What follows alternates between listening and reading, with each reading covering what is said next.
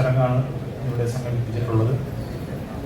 നമുക്കറിയാം, കോഴിക്കോട് ജില്ല ഇപ്പോൾ കോഴിക്കോട് റൂറൽ ജില്ല എന്ന രീതിയിൽ കോഴിക്കോടിൻ്റെ കിഴക്കൻ മേഖലയും അതുപോലെ തന്നെ കോഴിക്കോട് സിറ്റി എന്നുള്ള നിലയിൽ കോഴിക്കോട് സിറ്റി ഉൾപ്പെടുന്ന ഒരു ജില്ലാ സംവിധാനവും കോഴിക്കോട് നോർത്ത് ജില്ല എന്ന രീതിയിലാണ് നമ്മുടെ വടകര ജില്ല രൂപപ്പെടുത്തിയിട്ടുള്ളത്.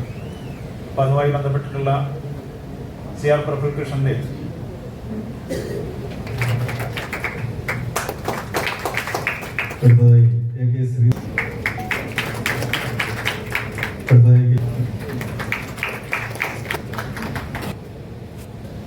പുതിയ അധ്യക്ഷന്റെ ചാർജെടുക്കൽ ആയതുകൊണ്ട് ഇതിന് പ്രോട്ടോകോൾ വേറെയാണ്. അതുകൊണ്ടാണ് ഞാൻ ഈ മൈക്ക് വാങ്ങിച്ചത്. നമ്മുടെ ഈ പ്രോഗ്രാമില് ചാർജെടുക്കൽ ചടങ്ങിന്റെ ആ നടപടിക്രമം പൂർത്തിയായതിനു ശേഷമായിരിക്കും ഒരു യോഗ നടപടി എന്നുള്ള നിലയിലുള്ള കാര്യങ്ങൾ ചെയ്യാം. അപ്പൊ സ്വാഗതം കഴിഞ്ഞു. ഇനിയിപ്പോൾ അടുത്തതായിട്ട് ദീപപ്രോജ്വലനമാണ്. ആ ദീപപ്രോജ്വലനത്തിന് വേണ്ടി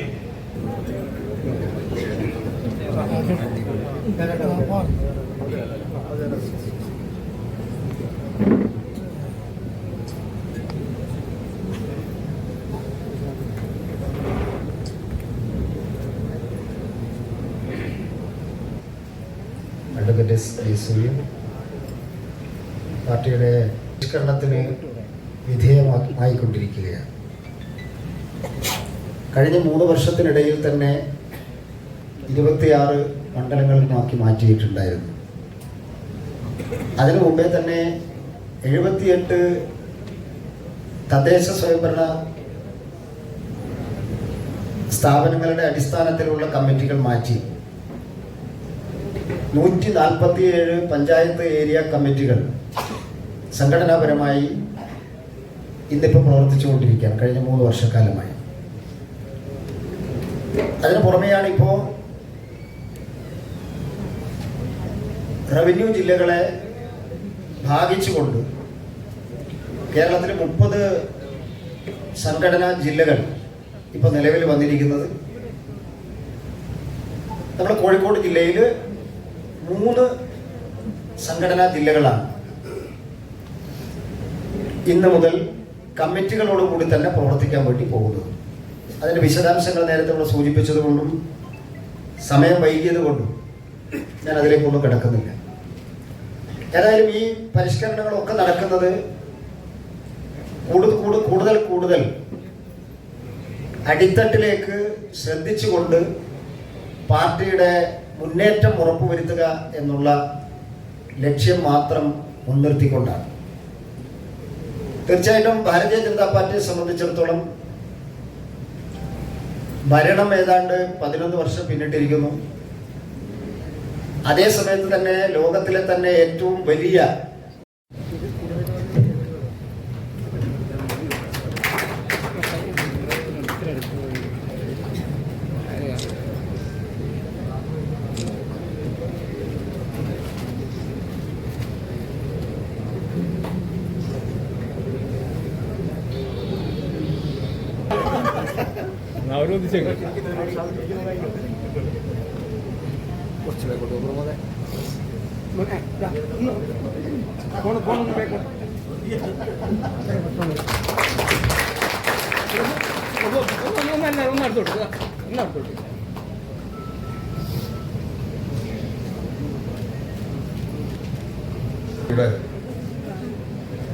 കോഴിക്കോട് നോർത്ത് പ്രസിഡന്റായിട്ട് ചുമതലയേറ്റ എൻ്റെ പ്രിയപ്പെട്ട സഹപ്രവർത്തകൻ ശ്രീ CR പ്രഫുൽകൃഷ്ണൻ, BJPയുടെ വിഭാഗ സഹസംഘചാലക ശ്രീ ശ്രീധരൻ മാസ്റ്റർ ഉൾപ്പെടെയുള്ള വേദിയിലും സദസ്സിലുമുള്ള ബഹുമാനരായിട്ടുള്ള സഹപ്രവർത്തകർക്ക് നമസ്കാരം.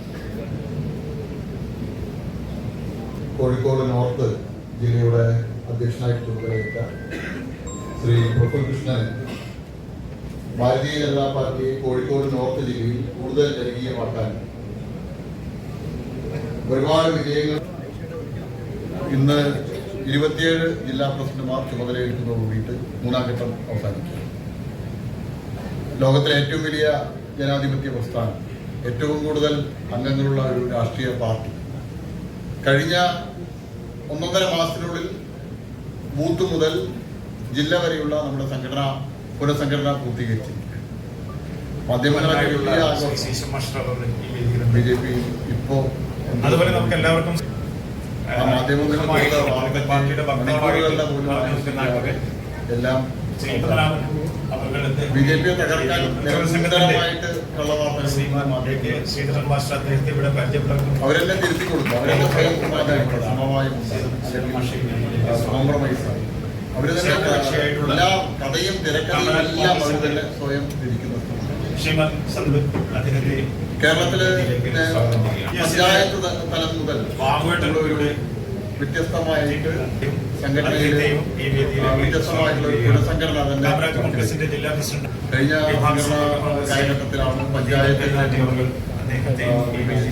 ഏരിയകളാക്കി മാറ്റി 280 നിയമസഭാ മണ്ഡലങ്ങളെ വിഭജിച്ച് 280 സംഘടനാ മണ്ഡലങ്ങളാക്കി ജില്ലകളെ വിഭജിച്ച് സംഘടനാ ജില്ലകളാക്കി.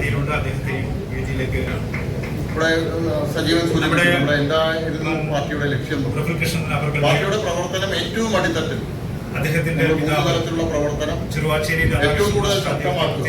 നമ്മുടെ ഭാരവാഹികൾക്ക് ജില്ലയുടെയും അതുപോലെ തന്നെ മണ്ഡലത്തിന്റെയും ഏരിയയുടെയും ആളുകൾക്ക് നിരന്തരമായിട്ട് ബൂത്തുകളിൽ യാത്ര ചെയ്യാനും ബൂത്ത് പ്രവർത്തനം സജീവമാക്കാനുള്ള അവസരം ഉണ്ടാക്കാനുള്ള അടിസ്ഥാനത്തിലാണ് പാർട്ടി സംഘടനാ പ്രവർത്തനം ഇത്രയേറെ കേന്ദ്രീകരിക്കാനുള്ള ഒരു തീരുമാനം.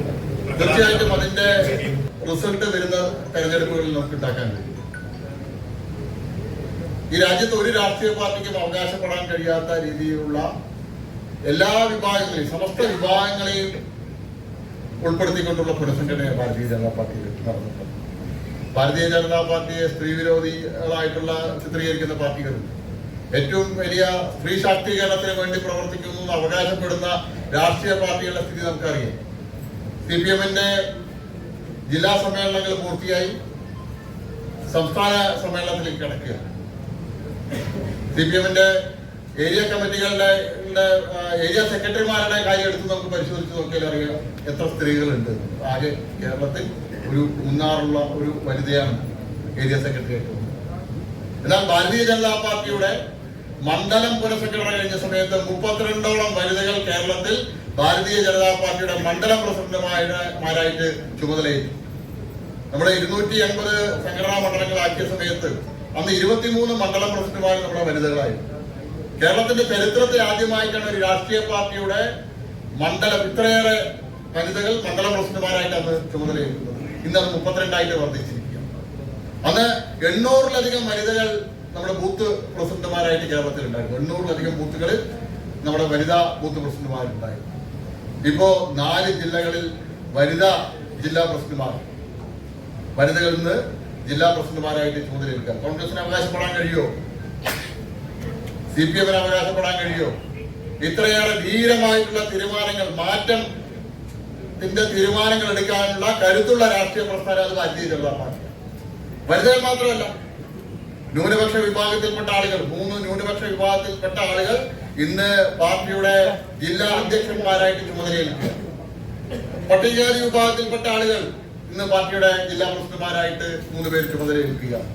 അങ്ങനെ എല്ലാ സമസ്ത വിഭാഗങ്ങൾ ഭാരതീയ ജനതാ പാർട്ടിയുടെ മണ്ഡലം പ്രസിഡന്റുമാരെയും അതുപോലെ തന്നെ ജില്ലാ പ്രസിഡന്റുമാരെയും ലിസ്റ്റ് എടുത്ത് നമ്മൾ പരിശോധിച്ചാൽ അറിയാം കേരളത്തിലെ സമസ്ത ജനവിഭാഗങ്ങളെയും ഉൾക്കൊള്ളുന്ന ഒരു രാഷ്ട്രീയ പ്രസ്ഥാനമായിട്ട് കേരളത്തിൽ ഭാരതീയ ജനതാ പാർട്ടി മാറിയിരിക്കുന്നുള്ളതിന്റെ ഏറ്റവും വലിയ തെളിവാണ് നമ്മുടെ മണ്ഡലം പ്രസിഡന്റുമാരുടെയും ജില്ലാ പ്രസിഡന്റുമാരുടെയും ലിസ്റ്റ് എടുത്ത് പരിശോധിക്കുക. എല്ലാ വിധത്തിലുള്ള കേരളത്തിലെ ചെറുതും വലുതുമായിട്ടുള്ള എല്ലാ വിഭാഗം ആളുകളെയും ഉൾക്കൊള്ളുന്ന പാർട്ടിയായിട്ട് ഇന്ന് ഭാരതീയ ജനതാ പാർട്ടി മാറിയിരിക്കുക. ശ്രീ പ്രഫുൽ കൃഷ്ണൻ ഇവിടെ ഇന്ന് ജില്ലാ അധ്യക്ഷനായിട്ട് ചുമതലയേറ്റു. ഞാനും പ്രഫുലും എല്ലാം ഞാൻ യുവമോർച്ചയുടെ ചാർജുള്ള ജനറൽ സെക്രട്ടറി എന്നുള്ള നിലയിൽ ഞങ്ങൾ പ്രഫുൽ യുവമോർച്ചയുടെ സംസ്ഥാന അധ്യക്ഷനായിരിക്കുന്ന സമയത്ത് ഒന്നിച്ച് പ്രവർത്തിക്കാനുള്ള അവസരം ഞങ്ങൾക്ക് കഴിഞ്ഞ ഈ സംഘടനാ ടേമിൽ ഉണ്ടായിട്ടുണ്ട്. ഒരു സഹോദരനെ പോലെ ആണ് ഞങ്ങൾ ഒന്നിച്ച് പ്രവർത്തിച്ചിരുന്നത്. ഞങ്ങളുടെ മുന്നിൽ ഏറ്റവും വലിയ വെല്ലുവിളിയായിരുന്നു വന്നത് പ്രധാനമന്ത്രി ശ്രീ നരേന്ദ്രമോദിജി പങ്കെടുക്കുന്ന യുവം പരിപാടിയായിരുന്നു. 15 ദിവസത്തിനുള്ളിലാണ് 15 ദിവസത്തെ ഗ്യാപ്പിലാണ് പ്രധാനമന്ത്രിയുടെ പരിപാടി. ലക്ഷമുള്ള വിദ്യാർത്ഥിനികളാണ് ഗ്രൗണ്ടിൽ പ്രവേശിക്കാൻ പാടുള്ളൂ. മറ്റ് പാർട്ടി പ്രവർത്തകരെ കൊണ്ട് ആ ഗ്രൗണ്ട് നടക്കരുത് എന്നുള്ളത് ഞങ്ങളെ സംബന്ധിച്ചുള്ള ഏറ്റവും വലിയ വെല്ലുവിളിയായിരുന്നു. അന്ന് ഓൺലൈൻ രജിസ്ട്രേഷൻ വഴിക്ക് 56,000-ത്തിലധികം പരിപാടിക്ക് അന്ന് രജിസ്റ്റർ ചെയ്തു. ഇന്നും അതിന്റെ ഡാറ്റ യുവമോർച്ചയുടെ കയ്യിലുണ്ട്. ആ 15 ദിവസത്തിനുള്ളിൽ കേരളത്തിലെ ക്യാമ്പസുകളിൽ, കേരളത്തിലെ പ്ലസ് ടു സ്കൂളുകളിൽ യാത്ര ചെയ്യണക്കും അത്ഭുതപ്പെടുന്ന രീതിയിൽ ആ ഗ്രൗണ്ടിൽ മുഴുവൻ വിദ്യാർത്ഥിനികളെ കൊണ്ട് 18-നും 25-നും ഇടയിലുള്ള വിദ്യാർത്ഥി കിരീടത്തിലെ ഒരു പൊൻതൂവലായിരുന്നു ആ യുവം പരിപാടി.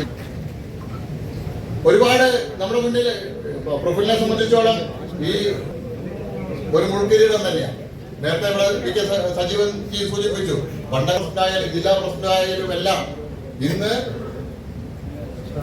ജില്ലാ പ്രസിഡന്റ് വീട്ടുകാരും സ്വന്തം വ്യക്തിപരമായിട്ടുള്ള ആവശ്യങ്ങളും അല്ലെങ്കിൽ മറ്റു ജോലിക്കാരെയും പോലും നോക്കാൻ പറ്റാതെ മുഴുവൻ സമയ പ്രവർത്തകരായിട്ട് പ്രവർത്തിക്കേണ്ട ഒരു സാഹചര്യമാണ് ഭാരതീയ ജനതാ പാർട്ടിയിലുള്ളത്. നമ്മുടെ ബഹുമാനായിട്ടുള്ള മന്ത്രി ശ്രീ ജോർജ് കുര്യൻജിയുടെ പറ്റി പറഞ്ഞത് നിങ്ങൾ കേട്ടിട്ടുണ്ടാവും.